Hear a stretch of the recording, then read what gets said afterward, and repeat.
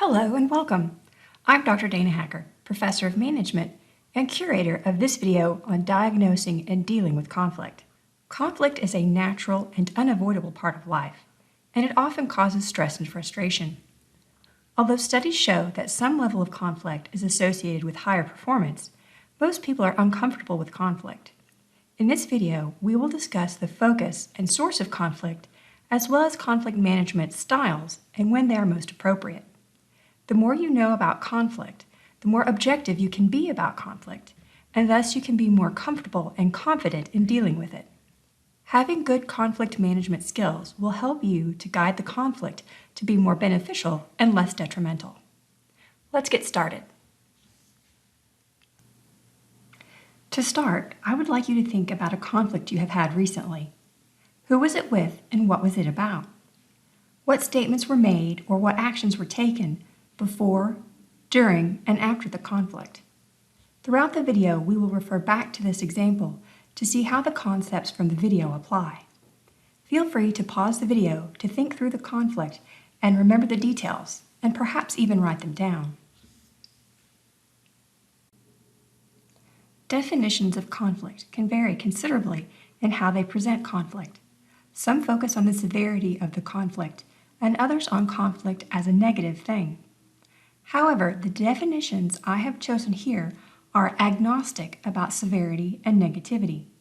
That is a very intentional choice on my part.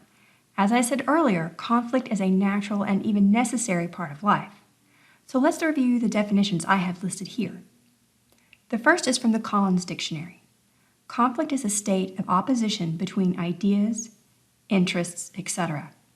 This is the most general definition and doesn't even really include people. It is just the fact that there is disagreement between at least two things. The Cambridge Dictionary lists among its definitions for conflict an active disagreement between people with opposing opinions or principles. This definition adds the fact that people are often involved and that the disagreement is active. In other words, it doesn't just exist, it is an action. This is closer to what most people would think of as conflict. However, it is still an objective definition. BusinessDictionary.com defines conflict as friction or opposition resulting from actual or perceived differences or incompatibilities. The thing I like about this definition is the fact that it incorporates the importance of perception. If someone perceives that there is a disagreement or an incompatibility, whether or not those things exist is irrelevant. The perception is enough for the conflict to exist. This is a very important point to remember as we go through the rest of this lecture. As you can tell we've emphasized already, conflict is natural and unavoidable, so it is important to learn how to deal with it effectively when it does occur. Conflict takes two forms, functional and dysfunctional. Functional conflict is associated with positive outcomes, and it keeps the discussion focused on the issues, facts, and potential solutions. Whereas dysfunctional conflict is associated with negative outcomes, and it is more about the people involved than the issue at hand. Functional conflict can lead to increased innovation, as well as process and performance improvements, and it leads to decreased instances of groupthink. Dysfunctional conflict leads to increased tension, stress, and frustration, and to decreased trust, morale, motivation, and performance. Good conflict management skills will help managers to maximize the benefits of functional conflict while minimizing the chances that dysfunctional conflict will develop. Recall the example of conflict you have experienced. Would you say the conflict was functional or dysfunctional? So, how can conflict management skills be measured? There are a variety of measures out there, and here's a small selection. Many of these measures help to identify your primary conflict management style, which we will discuss later in this video. Before we can address which conflict management style to use, we must first understand the characteristics of the conflict itself. The first issue is, what is the conflict about? Is it about issues such as ideas, proposals, interests, or resource allocations, or is it about relationships with people? Relationship conflicts tend to be highly emotional, whereas issue-based conflicts tend to be more rational. In thinking about your conflict example, Was the conflict content relationships or issues? In other words, was it about something or someone? The next question is, what was the ignition source or trigger? In other words, how did the conflict start? There are many ways that conflicts get started, but we will discuss 4 common categories. The first is informational deficiencies, and this is a result of misinformation, misrepresentation, or simple misunderstanding. The problem is fact-driven and therefore easy to resolve by clarification or additional information. Once both parties have full information, then they can see that the conflict arose because they lacked that information, and now that they have it, the conflict no longer exists. This is a very common source of conflict. The next source of conflict is incompatible roles, which will result from different goals and responsibilities of each of the parties involved. This can be position-driven, such as the conflict between sales and engineering, or because the parties have interdependent but incompatible job responsibilities. In other words, they depend on each other to get their jobs done, but they have differing goals. In order to resolve these conflicts, it is often necessary for a common superior to mediate the conflict. In other words, someone who's the boss or supervises both of those parties will have to step in to intervene. Environmental stress is related to uncertainty and resource scarcity in either the internal or external organizational environment, which leads to fear and anxiety. This source of conflict is resolved when the environmental trigger no longer causes stress. COVID-19 is an excellent example of an environmental stressor. Until the threat disappears or is under control, it will continue to be a source of conflict. Perception is key here, and if it is possible to change the perception of the uncertainty or scarcity, then the conflict can be resolved. Lastly, we have personal differences in perceptions and expectations. These differences are usually values-driven and related to strongly held beliefs. The disagreement about who is factually correct about the content of the conflict turns into a question of who is morally right. Focus is shifted to the people involved and winning an argument rather than seeking an optimal solution. This is probably the hardest conflict to resolve because the conflict has become personal. While informational deficiencies, incompatible roles, and environmental stress can trigger functional conflict as well as dysfunctional conflict, personal differences hardly ever lead to functional conflict. In considering both the content and the source of the conflict, keep in mind that personality, skills, and cultural values will make one or more of these sources of conflict more common than others. The more diverse the group, the higher the potential for conflict. But again, conflict is natural and can be necessary to improve performance. It is how the conflict is managed that will make the difference. Recall your example of conflict. What was the trigger or source of the conflict? Was it informational deficiencies, incompatible roles, environmental stress, or personal differences?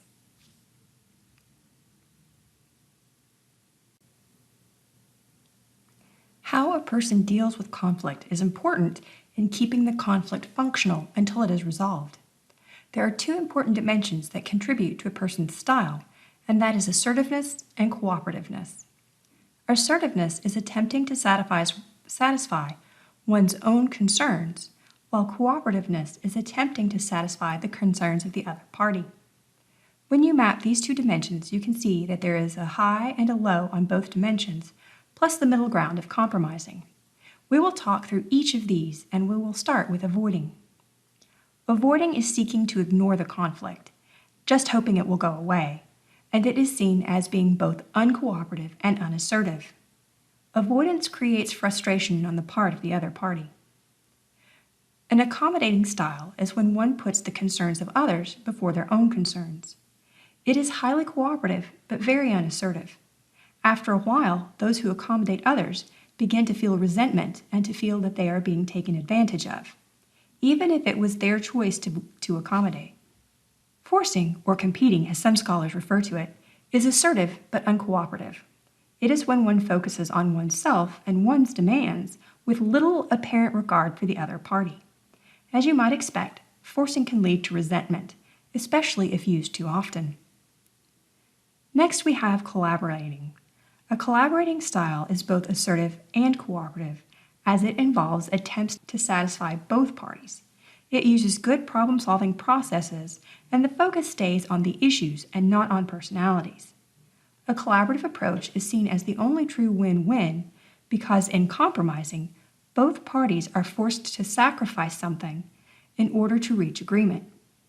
Compromise is a middle ground in terms of both assertiveness and cooperativeness, which means that seldom do the parties walk away truly satisfied with the outcome. Although collaboration is clearly better for both parties in that both parties find a way to satisfy their concerns without sacrifice, there are situations in which one of the other conflict management styles is appropriate or even necessary.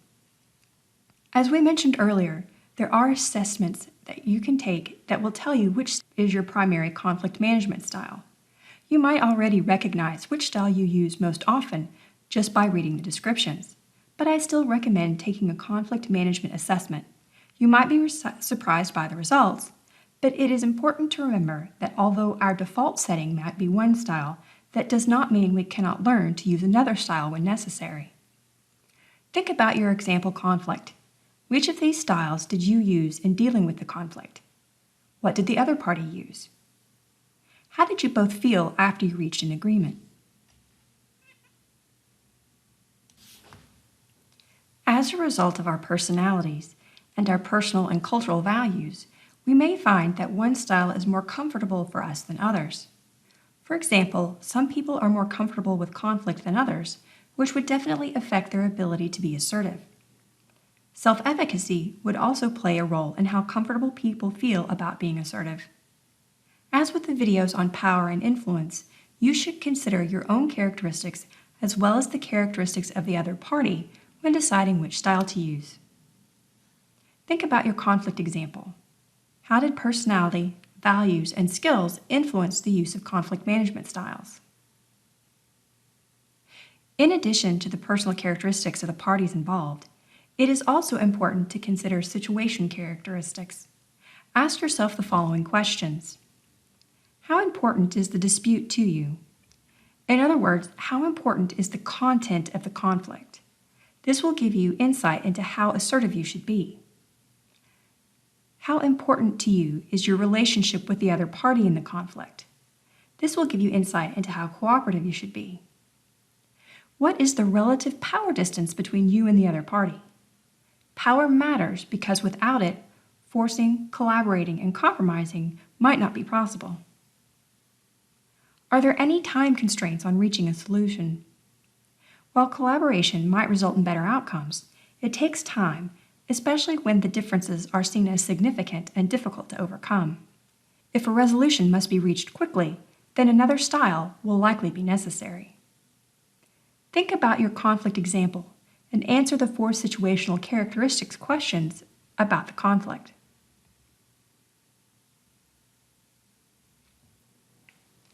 So what can we say in general about the most appropriate situations to use a particular conflict management style?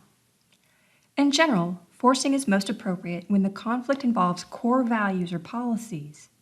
Maintaining a close supportive relationship is not critical. You have some power over the other party, and there is a sense of urgency to reach resolution. In general, accommodating is most appropriate when the importance of the relationship with the other party outweighs all other considerations. For example, if the relationship is with your spouse, a respected boss, or a close friend or family member. Culture is also an important factor here, as in high power distance cultures, there will be an expectation of accommodation in many situations. Compromising is most appropriate when the issue is complex, moderately important to you, with no simple solutions, when both parties have a strong interest in different facets of the problem, and there is adequate time for negotiation. Again, culture may impact your choice, as some cultures are more likely to expect compromise and negotiation than others. Collaborating is most appropriate when the issues are critical, maintaining a supportive relationship is important, and there are no pressing time constraints. And avoiding can be appropriate when the issue is of little importance, there is no strong interpersonal reason to get involved, and the conflict can be resolved in the passage of time. Avoiding is only something that should be done rarely, and only when the issue is truly unimportant, because most problems can't be ignored. Again, remember that culture needs to be taken into consideration. Some styles will be more acceptable in certain cultural contexts than in others. Think about your conflict example. Which styles were used to deal with it? Would another style have been more appropriate? Why or why not? Were cultural differences an influence in the conflict or in its resolution? What about personal values? Here are some things to keep in mind, regardless of the content or source of the conflict. Work with more rather than less information. This can help clear up issues that are due to information deficiencies quickly and before things get too heated. Keep the focus on the facts and not the person. This is where supportive communication and emotional intelligence come into play. Try to avoid getting emotional and be mindful of when the other party might be getting emotional. Find and share common, agreed-upon goals. Those goals should include staying professional, maintaining or improving performance, and resolving the conflict. Resist the urge to use power and pressure influence tactics rather than an appropriate problem-solving process to resolve the issue. You might be able to force the issue, but you should ask yourself if that's really necessary, appropriate, and best for everyone. Encourage positive, we can resolve this attitudes. Steer conversations that seem to be drifting into negative or pessimistic territory back to past mutual achievements and successes and the desired common goal. Use humor when possible and appropriate. Self-deprecating humor can be especially helpful in de-escalating a conflict given the right audience and right timing. However, cultural constraints might limit the use of humor as it is hard to translate, so think before you joke. Remember the types of power and the influence tactics and connect them to the conflict management style choice. Which influence tactic would be closely associated with compromising? Which one more associated with forcing? Finally, do not make consensus a requirement for resolution. In other words, do not require that everyone agree with the outcome. While consensus would be nice, it is not always possible, and it is not a requirement to resolve a conflict and move on. So, what can you do to improve your conflict management skills? You can practice recognizing the focus and the source of conflicts by analyzing videos that show conflict or by reading articles which describe conflicts. Identify and critique the conflict management styles that are being used and whether or not they were or are being successful. Use role play to practice your emotional intelligence skills to stay calm. Staying calm, especially when confronted by someone who disagrees with you, is the key to successfully dealing with the conflict. It can be very disarming when the person you disagree with responds with a willingness to listen to your complaint and makes it clear that they want to work with you to resolve the issue. Although your instinctive reaction may be a threat rigidity response because they crossed your sensitive line, try to move quickly past the flash of anger or irritation and move to a mindset of mutual problem solving. Take a moment to think through a mental checklist regarding the situation before choosing a conflict management approach. Also think about your sources of power and the influence tactic options available to you. Remember to practice supportive communication. It can not only help resolve conflict, it can prevent many conflicts from happening in the first place. This also includes avoiding loaded language. Make sure that you are using objective language to describe the situation and often substitute words or phrasing to the other party if they start to use loaded language. Supportive communication also means owning your statements. If you have a problem with someone, take care to keep the focus on the actions and not the person, and calmly explain why it is an issue for you. When seeking information, ask questions in such a way as to get the facts and not just opinions. Also, remember to ask open-ended questions as well as binary questions.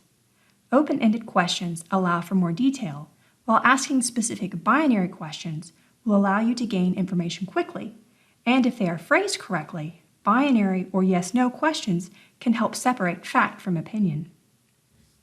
Another tip is to create and practice a script to de-escalate potential conflicts that gives you time and space to consider your response. The more prepared you are for a conflict, the less intimidating the process is, and the more effectively and constructively you can manage it. And now, some questions for self-reflection. Thinking about your conflict example, is there anything you would change about how you handled the situation? What is your default conflict management style? Which style do you find the most difficult to use? How might your personality, values, and skills affect your perception of conflict? Which source of conflict do you deal with most often? How are power, influence, and conflict related? And how might conflict style differ at home versus at work? This concludes the video on diagnosing and dealing with conflict. If you have any questions about the topics covered in this video, please post them to the Student Questions discussion forum on Blackboard. Chances are, if you have a question, someone else has that question too. If you are intellectually curious and would like to learn more, please stay tuned for the sources and additional resources at the end of this video. Thanks for watching.